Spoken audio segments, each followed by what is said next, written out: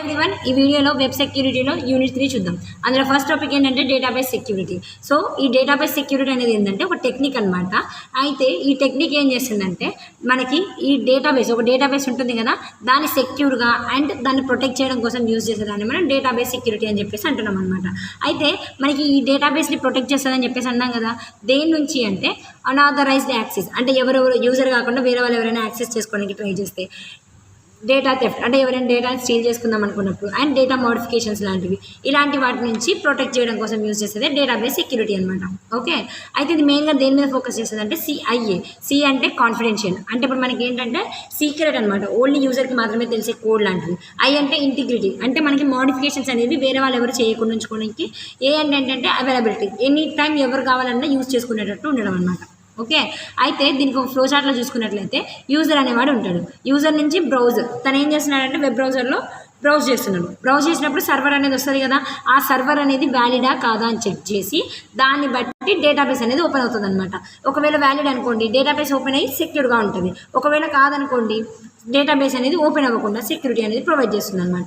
Okay, దీనికి example చెప్పాలంటే online shopping websites ఉంటాయి కదా, అయితే డేటాబేస్ ఏం స్టోర్ చేసుకుంటుంది, యూజర్ యొక్క అకౌంట్స్, తన యొక్క ఆర్డర్స్, పేమెంట్ డీటెయిల్స్, ఇవన్నీ కూడా వాళ్ళు ఏం చేస్తున్నారంటే సెక్యూర్గా ఉంచుతున్నారు అనమాట. హ్యాకర్స్ ఎవరు కూడా స్టీల్ చేసుకోకుండా ఉండేటట్టు చూసుకుంటున్నారు. సో ఇదొక example. Next, recent advances in access control. So మనకి యాక్సెస్ కంట్రోల్లో జనరల్గా ట్రెడిషనల్ మోడల్స్ అనేవి ఉంటాయి అన్నమాట. ఓకే, అవేంటివి డిఏసి, ఎంఏసి, ఆర్బిఏసి, ఇవన్నీ మోడల్స్. అయితే మనకి ఈ మోడల్స్లో ఎలా ఉంటుందంటే ఫ్లెక్సిబుల్గా ఉండవు. ఈ 3 మోడల్స్ కూడా ఫ్లెక్సిబుల్గా ఉండవు. క్లౌడ్కి కానీ ఐఓటీకి ఫ్లెక్సిబుల్గా ఉండవు అనమాట. ఇవి డైనమిక్ ఎన్వైరన్మెంట్కి హ్యాండిల్ చేసుకోలేమన్నమాట. ఓకే, అయితే ఈ యాక్సెస్ కంట్రోల్స్ ఎలా ఎవాల్యుయేట్ అయినాయి అంటే డిఏసి ఫస్ట్ వన్ అనమాట, second MAC, third RBAC, next ABAC, next PBAC, zero trust, block chain based models. ఇలా డిఫరెంట్ ఎవాల్యుయేషన్స్ అనేవి జరిగినాయి అనమాట. సో మనకి రీసెంట్ అడ్వాన్సెస్ ఏంటి అంటే జనరల్గా జీరో ట్రస్ట్ అనే ఒక అడ్వాన్స్ అనమాట ఇది. అయితే ఈ యాక్సెస్ కంట్రోల్ ఏంటంటే మనకి ప్రతి ఒక్క దాన్ని వెరిఫై చేస్తుంది అనమాట. ఎలా అంటే ఓటీపీస్ని అండ్ డివైస్ని ప్రతి ఒక్క దాన్ని చెక్ చేసుకోవడం, ఇలా వెరిఫై చేస్తూ ఉండడం అనమాట. అంటే ఇది ఒక కొత్త advanced version of access control. Next ఏంటి, ఏఐ బేస్డ్ కంట్రోల్ వచ్చింది. అదేంటంటే బిహేవియర్ అనాలిసిస్ అనమాట. ఎవరైనా వేరే వాళ్ళు ఎవరైనా లాగిన్ చేద్దాం అనుకున్నారనుకోండి, అన్ఆథరైజ్డ్ పర్సన్ ఎవరైనా లాగిన్ అవుదామని చెప్పేసి చూసారనుకోండి, దాన్ని డిటెక్ట్ చేస్తుంది. నెక్స్ట్ ఏంటి, బయోమెట్రిక్స్లో ఏంటంటే పాస్వర్డ్స్ లాంటివి ఉండకుండా ఫింగర్ ప్రింట్స్ లాంటివి ఉంటాయి. నెక్స్ట్ మొబైల్ అథెంటికేషన్ అంటే ఏంటంటే ఫోన్ని ఒక కీలా యూజ్ చేసుకోవడం, అంటే ఓటీపీ ద్వారా లాగిన్ చేసుకోవడం అనమాట. నెక్స్ట్ ఏంటి, ఐఓటీ యాక్సెస్, అంటే మనకి ఇది ఒక స్మార్ట్ సిస్టమ్ అనమాట. స్మార్ట్ లాక్స్, స్మార్ట్ డివైసెస్ లాంటివి యూజ్ చేయడం. అండ్ నెక్స్ట్ కంటిన్యూస్ అథెంటికేషన్, అంటే ఇప్పుడు మనకి ఆన్ గోయింగ్ చెక్స్, అంటే ఇది ఏంటంటే ఆటో లాగౌట్ లేకపోతే మళ్ళీ అవ్వడం అనేసి దానంతటా అదే చెక్ చేసుకొని అదే లాగౌట్ అవ్వడం, లాగిన్ అవ్వడం లాంటివి చేస్తుంది. ఇవన్నీ recent advances in access control. Next, access control మోడల్స్లో ఫస్ట్ వన్ ఏంటంటే డిఏసి, అంటే డిస్క్రిషనరీ యాక్సెస్ కంట్రోల్. ఇదేంటంటే యాక్సెస్ ఓనర్ మాత్రమే కంట్రోల్ చేసేటట్టు ఉంటుంది అనమాట ప్రతి ఒక్క రిసోర్సెస్ని. అయితే ఓనర్ ఏం చేస్తారంటే ఎవరికి పర్మిషన్ ఇవ్వాలి, ఎవరికి పర్మిషన్ ఇవ్వద్దు అని చెప్పేసి డిసైడ్ చేసుకుంటారు. సో ఓనర్ అనేవాడు ఒక యూజర్. అయితే user 1, user 2, user 3 different users ఉంటారు కదా. యూజర్ 1 ఏంటంటే ఓనర్ ఏం చేశారంటే రీడ్ చేసే పర్మిషన్ ఇచ్చారు. యూజర్ 2కి ఏంటంటే రైట్ చేసే పర్మిషన్, యూజర్ 3కి ఏంటంటే అసలు యాక్సెస్ చేసుకోకుండా అలా పర్మిషన్స్ లాంటివి ఇస్తే అది డిఏసి అనమాట. అయితే మనకి దీనివల్ల అడ్వాంటేజెస్ ఏంటంటే ఈజీగా ఇంప్లిమెంట్ చేయొచ్చు, కానీ డిసడ్వాంటేజెస్ ఏంటంటే సెక్యూరిటీ అనేది ఎక్కువ ఉండదు అండ్ ఫ్లెక్సిబుల్గా ఉండదు అనమాట. సెకండ్ వన్ ఏంటి, ఎంఏసి, అంటే మ్యాండేటరీ యాక్సెస్ కంట్రోల్. ఇది మెయిన్గా ఎవరు యాక్సెస్ చేసుకుంటారు అంటే యాక్సెస్ కంట్రోల్ ఎవరి మీద ఉంటుందంటే సెంట్రల్ అథారిటీ మీద యాక్సెస్ కంట్రోల్ అనేది ఉంటుంది అనమాట. అయితే ఇది మెయిన్గా సెక్యూరిటీ లేబుల్స్ని బేస్ చేసుకొని ఉంటుంది. ఒకలో మనకి ఒక టాప్ సీక్రెట్ ఉంటుంది, ఆ టాప్ సీక్రెట్ని మళ్ళీ సీక్రెట్లోకి, నెక్స్ట్ కాన్ఫిడెన్షియల్, నెక్స్ట్ పబ్లిక్, అంటే సెంట్రల్ అథారిటీ ఫస్ట్ పర్సన్ ఎవరంటే టాప్ సీక్రెట్ అనమాట. నెక్స్ట్ పర్సన్ ఎవరంటే సీక్రెట్, నెక్స్ట్ కాన్ఫిడెన్షియల్లో మేనేజర్, పబ్లిక్ ఎవరంటే ఎంప్లాయీస్. నెక్స్ట్ దీని యొక్క అడ్వాంటేజెస్ ఏంటంటే సెక్యూర్గా ఉంటుంది కానీ ఫ్లెక్సిబుల్గా ఉండదు అనమాట. నెక్స్ట్ వన్ ఏంటి, ఆర్బీఏసి, అంటే రోల్ బేస్డ్ యాక్సెస్ కంట్రోల్. ఇది మెయిన్గా యూజర్ రోల్ని బేస్ చేసుకొని ఉండే యాక్సెస్ అనమాట. అయితే యూజర్ ఏంటంటే రోల్స్ని అసైన్ చేసి ఆ రోల్స్ ప్రకారం పర్మిషన్స్ లాంటివి ఇస్తూ ఉంటారు. సో యూజర్స్ ఉంటారు కదా, ఏబిసి, యూజర్ ఏ, యూజర్ బి, యూజర్ సి అని చెప్పేసి ఉండాలని చెప్పేసి అనుకుందాం. అయితే వాళ్ళకి రోల్స్ని ప్లేస్ చేసి పర్మిషన్స్ని ఇచ్చి ఏ రిసోర్సెస్ని వాళ్ళు యాక్సెస్ చేసుకోవచ్చు అని చెప్పేసి చెప్పడం అనమాట. ఫర్ ఎగ్జాంపుల్ యూజర్ ఏ ఒక పర్సన్ రోల్ ఏంటంటే ఏ అంటే అడ్మిన్ అనే రోల్ అనమాట. అడ్మిన్ ఏంటంటే యాక్సెస్ చేసుకోవచ్చు. ఇంకో రోల్ ఏంటంటే స్టూడెంట్ రోల్. స్టూడెంట్ ఏంటంటే జస్ట్ రీడ్ చేసుకోవచ్చు. ఫ్యాకల్టీ ఏంటంటే రీడ్ అండ్ రైట్ 2 ఆప్షన్స్ చేసుకోవచ్చు అనమాట. ఇలా అయితే దీని యొక్క అడ్వాంటేజెస్ ఏంటంటే మనం మేనేజ్ చేసుకోవచ్చు ఈజీగా, లార్జ్ సిస్టమ్స్లో ఈజీగా మేనేజ్ చేసుకోవచ్చు. కానీ కాంప్లెక్స్ కండిషన్స్కి ఫ్లెక్సిబుల్ కాదనమాట. నెక్స్ట్ వన్ ఏంటి, AB AC attribute based access control. ఇది జనరల్గా యాక్సెస్ అనేది ఎవరు గ్రాంట్ చేస్తారంటే యూజర్ యొక్క అట్రిబ్యూట్స్. అంటే ఇప్పుడు మనకి యూజర్ యొక్క అట్రిబ్యూట్స్ని బేస్ చేసుకొని యాక్సెస్ అనేది గ్రాంట్ అవుతుంది. ఓకే, అంటే అట్రిబ్యూట్స్ అంటే ఏంటి, తన యొక్క నేమ్ కావచ్చు, ఏజ్, పర్సన్ ఐడి అలాంటివి అనమాట. అయితే రీసోర్సెస్ అనేవి అట్రిబ్యూట్స్ లాగా ఉంటాయి. అండ్ ఇది మెయిన్గా ఎన్విరాన్మెంట్ బేస్ చేసుకొని యాక్సెస్ అనేది ఉంటుంది. అంటే తన యొక్క ఎక్కడ ఉన్నాడు, ఏ టైంలో చేస్తున్నారు దాన్ని బేస్ చేసుకొని. అయితే ఇది డైనమిక్ కంట్రోల్, అంటే ఎనీ టైం చేంజబుల్ కంట్రోల్ అని చెప్పేసి ఉంటుంది అనమాట. సో యూజర్ ఏం చేస్తున్నారు, రిక్వెస్ట్ని పంపిస్తున్నారు. రిక్వెస్ట్ని పంపించినప్పుడు ఏమవుతుంది, అట్రిబ్యూట్స్ని చెక్ చేస్తున్నారు. అంటే యూజర్ యొక్క రీసోర్సెస్ ఏంటివి, ఎన్విరాన్మెంట్ ఏంటి అవన్నీ చెక్ చేసుకొని డెసిషన్ తీసుకుంటుంది. ఏమని, మనం యాక్సెస్ గ్రాంట్ చేయాలా చేయొద్దా అని చెప్పేసి డెసిషన్ తీసుకొని యాక్సెస్ అనేది గ్రాంట్ చేస్తుంది, లేకపోతే డినేట్ చేస్తుంది అనమాట. ఓకే, డాక్టర్స్ అనేవాళ్ళు రికార్డ్స్ని ఎప్పుడెప్పుడు యాక్సెస్ చేసుకోవచ్చు అంటే హాస్పిటల్ అవర్స్లో లేకపోతే హాస్పిటల్ సిస్టమ్స్లో, ఈ రెండింటి మధ్యలోనే మాత్రమే చేసుకోవచ్చు అనమాట. లేకపోతే హాస్పిటల్ అవర్స్లో కాకుండా వేరే టైంలో యాక్సెస్ చేసుకుంటా అంటే చేసుకోనికి పాసిబుల్ అవ్వదు అనమాట అలా. సో దీని యొక్క అడ్వాంటేజెస్ ఏంటంటే ఫ్లెక్సిబుల్గా ఉంటుంది. ఇది మెయిన్గా కాంటెక్స్ట్ ఏంటి దాని మీద అవరే ఉంటుంది. అండ్ క్లౌడ్కి, వెబ్ అప్లికేషన్స్కి బాగా సూటబుల్ అనమాట. నెక్స్ట్ వన్ ఏంటి, పాలసీ బేస్డ్ యాక్సెస్ కంట్రోల్, పీబీఏసీ. అయితే ఈ యాక్సెస్ అనేది డెసిషన్స్ ఎలా దేని మీద డిపెండ్ అయి ఉంటాయంటే పాలసీస్ని బేస్ చేసుకొని, అంటే రూల్స్ అనమాట, కోడ్స్ లాంటివి ఉంటాయన్నమాట, వాటిని బేస్ చేసుకొని ఉంటుంది. అయితే సెంట్రలైజ్డ్ పర్సన్కి కంట్రోల్ ఉంటుంది అండ్ గవర్నెన్స్ని ఇంప్రూవ్ చేస్తుంది అనమాట. సో దీనికి ఎగ్జాంపుల్ చూసినట్లయితే యూజర్ పాలసీ ఇంజన్ ఉంటుంది, అంటే రిక్వెస్ట్ని పంపిస్తే డెసిషన్ తీసుకొని రిసోర్సెస్ని అలొకేట్ చేయాలా వద్దా అని చెప్పేసి చూడడం. సో దీనికి ఎగ్జాంపుల్ చెప్పాలంటే ఎంప్లాయీ ఉంటారు కదా, ఎంప్లాయీ అయితే డివైస్ ఉంటుంది కదా, డివైస్ అనేది సెక్యూర్గా ఉందా లేదా అని చెప్పేసి చెక్ చేయడం. టైం ఏంటి, ఆఫీస్ అవర్లో చూస్తున్నాడు ఎంప్లాయీ అనే పర్సన్. యూజర్ ఎవరంటే ఎంప్లాయీ. డివైస్ ఏంటి, సెక్యూర్గా ఉందా లేదా అని చెప్పేసి చూడడం. టైం ఏంటి, ఆఫీస్ అవర్స్ అనమాట. అయితే సెక్యూర్గా ఉంది అండ్ ఎంప్లాయీ చూస్తున్నారు అండ్ ఆఫీస్ అవర్స్లో చూస్తున్నారు కాబట్టి యాక్సెస్ అనేది కన్సిడర్ చేయడం. అంటే రూల్స్ అనమాట ఇవి. ఎంప్లాయీ ఈ అవర్లో మాత్రమే చూడడం అని చెప్పేసి పెట్టుకోవడం. సో దీనివల్ల అడ్వాంటేజెస్ ఏంటంటే అప్డేట్ పాలసీ అనేది ఈజీగా ఉంటుంది. నెక్స్ట్ వన్ ఏంటి, జీరో ట్రస్ట్ యాక్సెస్ కంట్రోల్. అంటే ట్రస్ట్ చేయదు, ప్రతిసారి వెరిఫై చేస్తూనే ఉంటుంది. వెరిఫికేషన్ అనేది కంటిన్యూస్ ప్రాసెస్ అనమాట, ప్రతిసారి చేస్తూనే ఉండాలి. అయితే ఇందులో మనకి డైనమిక్ ఆథరైజేషన్, అంటే ఇప్పుడు మనకి ఓటీపీస్, పాస్వర్డ్స్ ఉంటాయి కదా, అవి చేంజబుల్గా ఉంటాయి అండ్ కంటిన్యూస్గా మనం ఏం చేస్తున్నామంటే వెరిఫై చేస్తూ ఉంటాం అనమాట. అయితే యూజర్ అనేవాడు ఉంటాడు, పాలసీ ఎన్ఫోర్స్మెంట్ పాయింట్ ఉంటుంది, దాని నుంచి డెసిషన్ తీసుకుని యాక్సెస్, అంటే ఇది రిపీట్ అవుతూ ఉంటుంది అనమాట మనకి. దీంట్లో కాంపోనెంట్స్ ఏంటంటే పాలసీ ఇంజన్, పాలసీ అడ్మినిస్ట్రేటర్, ఇవి 2 కాంపోనెంట్స్ దీనికి. నెక్స్ట్ ఒక ఎగ్జాంపుల్ చెప్పాలంటే ఒకసారి లాగిన్ అయిన తర్వాత కూడా సిస్టమ్ ఏం చేస్తుంది, మనకి లొకేషన్ని, డివైస్ని, బిహేవియర్ని చెక్ చేస్తుంది అనమాట. లాగిన్ అవ్వకముందు చెక్ చేస్తుంది, లాగిన్ అయిన తర్వాత కూడా వెరిఫై చేసుకుంటుంది అలా. నెక్స్ట్ దీని యొక్క అడ్వాంటేజెస్ ఏంటంటే స్ట్రాంగ్ సెక్యూరిటీ ఉంటుంది అండ్ ఇన్సైడర్ అటాక్స్ నుంచి ప్రొటెక్ట్ చేస్తుంది అండ్ క్లౌడ్స్లో, వెబ్ అప్లికేషన్స్లో ఇది యూస్ఫుల్. నెక్స్ట్ వన్ ఏంటి, రూల్ బేస్డ్ యాక్సెస్ కంట్రోల్. అయితే ఇది యాక్సెస్ అనేది ప్రీ డిఫైన్డ్ రూల్స్, అంటే ముందు నుంచి కండిషన్స్ని బేస్ చేసుకొని యాక్సెస్ అనేది ఉంటుంది. ఇఫ్ కండిషన్స్ ఉంటాయి అనమాట. ఇఫ్ ఒకవేళ ఆ కండిషన్ అనేది ఓకే అనుకోండి ఎలో చేస్తుంది, ఒకవేళ ఆ కండిషన్ అనేది నాట్ ట్రూ అయితే డిలే చేస్తుంది అనమాట అలా. ఇప్పుడు లాగిన్ అవ్వదని చెప్పేసి చూసామనుకోండి, పాస్వర్డ్ అనేది 2-3 టైమ్స్ కొడుతూ ఉంటాం, ఒకసారి కొట్టగానే ఇంకా పాస్వర్డ్ అని చెప్పేసి వస్తుంది. 3 టైమ్స్కి ఏమవుతుందంటే బ్లాక్ అవుతుంది అనమాట అకౌంట్ అలా. అయితే దీనివల్ల మనకి సెక్యూరిటీ పాలసీకి గుడ్ అనమాట, కానీ ఫ్లెక్సిబిలిటీ అనేది లిమిటెడ్గా ఉంటుంది.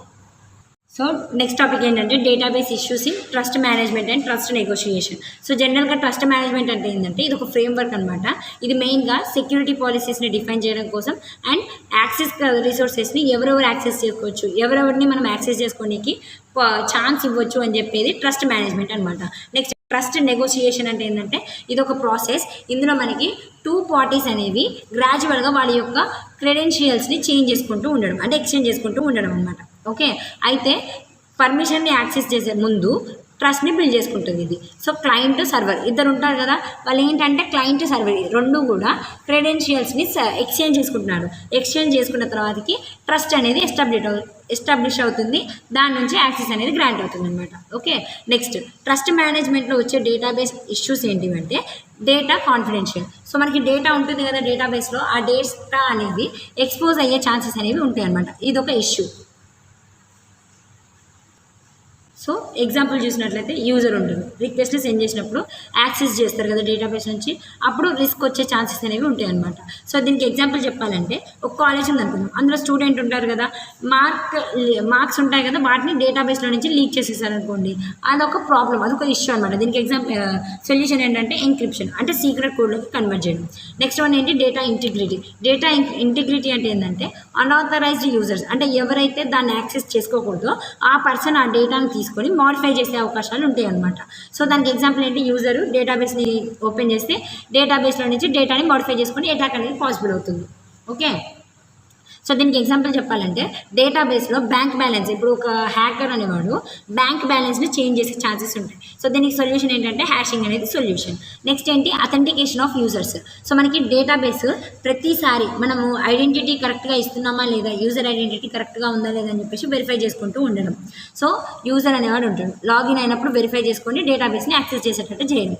సో ఇందులో మనకి ఫేక్ లాగిన్ అటెంప్ట్ చేస్తూ ఉంటారు కదా, దానివల్ల ఏమవుతుందంటే పాస్వర్డ్ని ఈజీగా తీసుకొనేసి అలా మనం చేద్దామని చెప్పేసి చూడడం.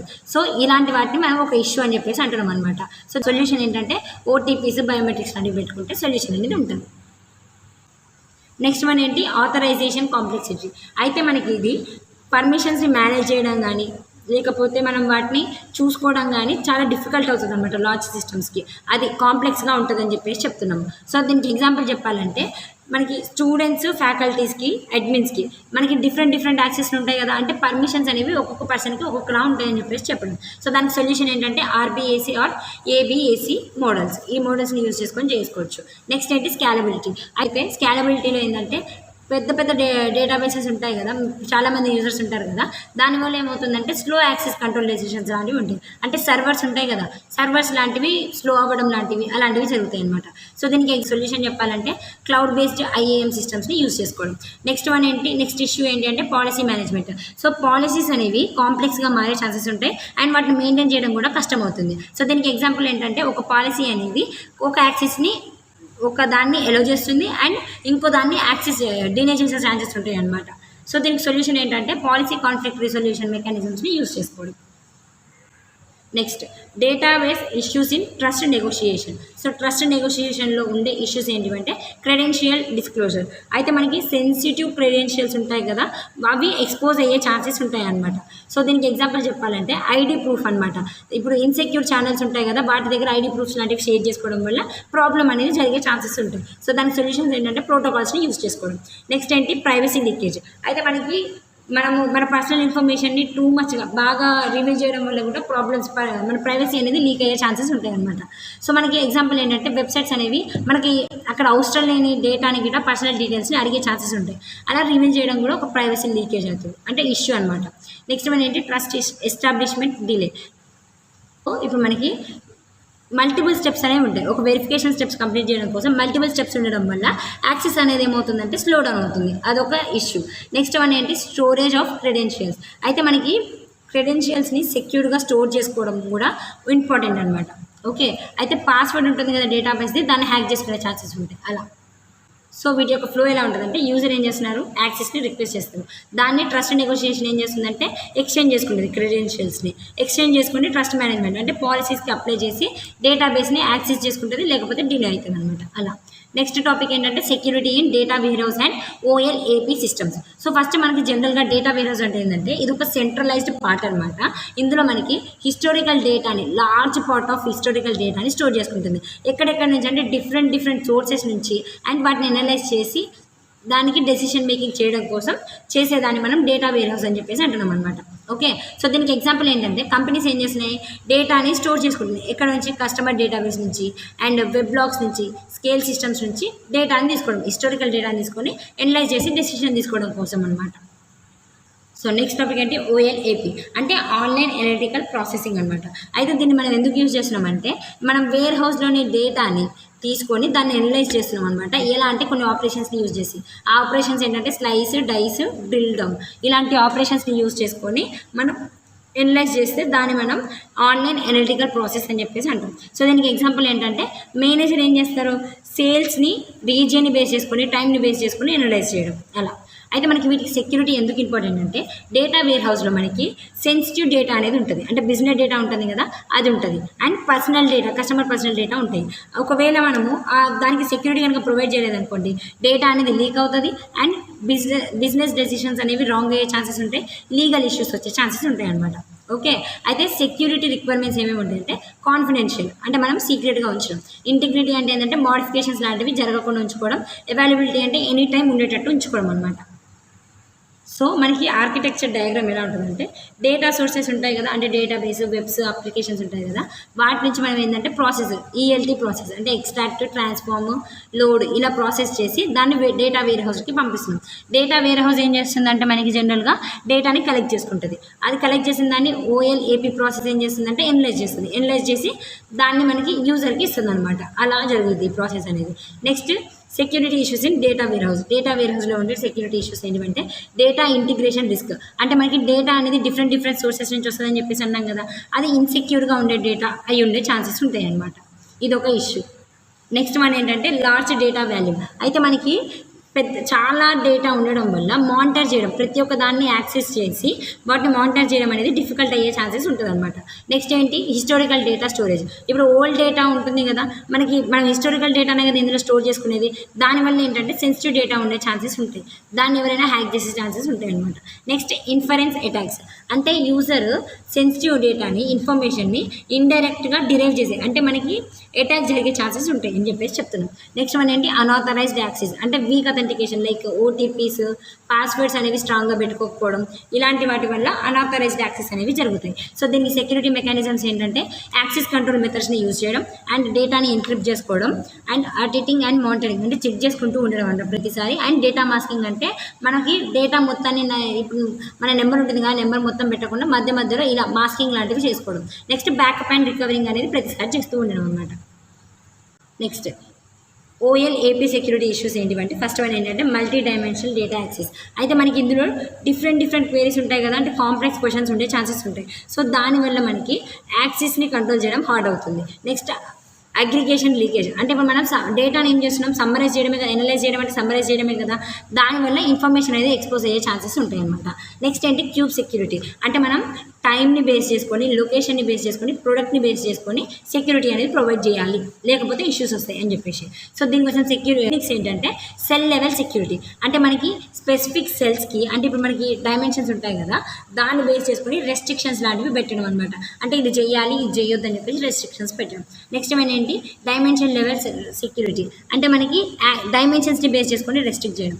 నెక్స్ట్ క్వేరీ కంట్రోల్, అంటే ఏంటంటే క్వేరీస్ ఉన్న వాటిని సర్టెన్ క్వేరీస్ని మనం రెస్ట్రిక్ట్ చేయడం అనమాట. ఇలా రెస్ట్రిక్ట్ చేయడం వల్ల అన్ఆథరైజ్డ్ యాక్సెస్ అనేది జరగకుండా ఉంటుంది. నెక్స్ట్ వన్ ఏంటి డేటా అగ్రిగేషన్ కంట్రోల్, అయితే మనకి అటాక్స్ అనేవి జరుగుతాయి కదా వాటిని ప్రివెంట్ చేయడం అనమాట. సో దీనికి ఎగ్జాంపుల్ చూసినట్లయితే రిటైల్ కంపెనీ ఉంటుంది కదా, అయితే మనకి అందులో డేటా వేర్ హౌస్ ఏమేమి స్టోర్ చేసుకుంటుంది, కస్టమర్ ఏమేమి పర్చేస్ చేశారు వాళ్ళ పేమెంట్ డీటెయిల్స్ని చూసుకుంటుంది. ఒకవేళ సెక్యూరిటీ ఉందనుకోండి దానివల్ల ఏమవుతుంది ఎన్క్రిప్టెడ్ అయి ఉంటుంది, అయితే మనకి పేమెంట్ డేటా అనేది కూడా మొత్తం డేటా అనేది స్టోర్ అయి ఉంటుంది కానీ మనకి ఎటువంటి ప్రాబ్లం రాదు. అయితే అందులో మనము కొన్ని యాక్సెస్ మోడల్స్ని కానీ లేకపోతే మాస్కింగ్ లాంటివి చేయడం వల్ల కస్టమర్ డేటాని వేరే వాళ్ళు యాక్సెస్ చేసుకోకుండా ఉండొచ్చు. అయితే మనకి ఇదేంటి సెక్యూరిటీ. అండ్ ఓఎల్ఏపీ అయితే ఏంటంటే మేనేజర్ ఏం చేస్తారంటే రీజియన్ని బేస్ చేసుకొని మల్టీ గ్రోత్ని బేస్ చేసుకొని అనలైజ్ చేస్తుంది అనమాట డేటా అనేది. ఇది overall third unit. Thank you.